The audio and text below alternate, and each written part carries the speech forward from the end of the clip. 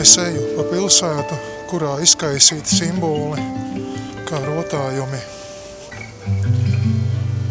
Tie ir vizuāli gaumīgi, tumsā izskatās pat skaisti,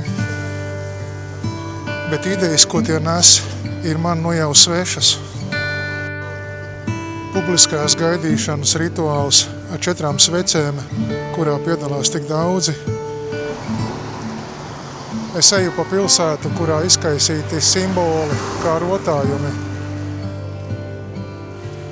Instalācijas ar Betlemes silītēm, kurus nu jau iznestas no baznīcām, viņu svētvietām.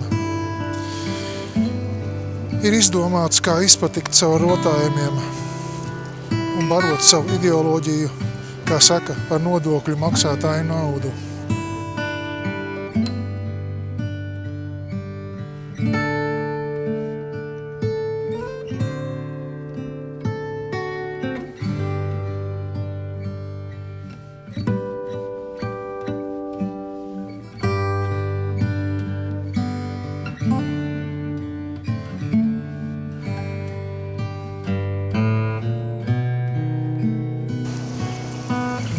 Nu ko, ir atrasts veids, kā caur rotājumiem padarīt ideju publisku.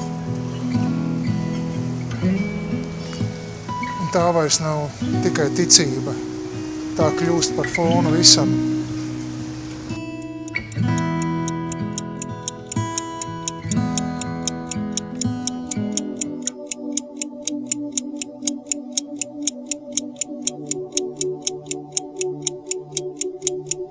Es kādreiz biju cilvēks pilns ar bailēm.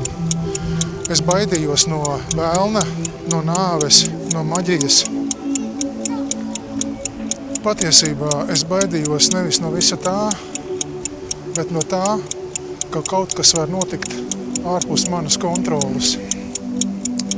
Tagad es nevaru teikt, ka es nebaidītos no burvestībām, es no tām uzmanos, bet tās vairs nav bailes, kas paralizē. Es vienkārši uz tām skatos citādāk. Es zinu, ka briesmas pastāv, es katru reizi domāju, kā uz tām reaģēt. Tas ir kā darbā ar instrumentiem. Uzmanoties, kā sievai virtuvē, ar nažiem, ar plīti, ar krāsni. Tu redzi, tu izvērtē, tu rīkojies. Grūti bija pārkāpt tai robežai, iziet no tā skatu punkta, kurā es biju audzis. Kristīgais rāmis man deva tādu kā drošību. Tajā viss bija sakārtots, iedalīts labajā un ļaunajā. Bet tas bija tikai viens skatleņķis un nepilnīgs, un nedeva man atbildes uz jautājumiem. Jā, tas nedeva sakarīgas atbildes. Un brīdī, kad tu spēr soli laukā no šīs kartes, tu vairs nezini, kas ir kas.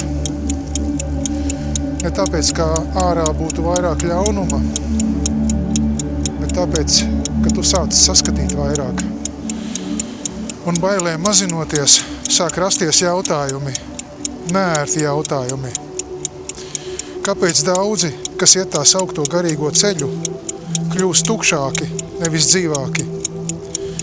Kāpēc attīrīšanās bieži ir bēgšana? Kāpēc enerģija pazūd, nevis vairojas?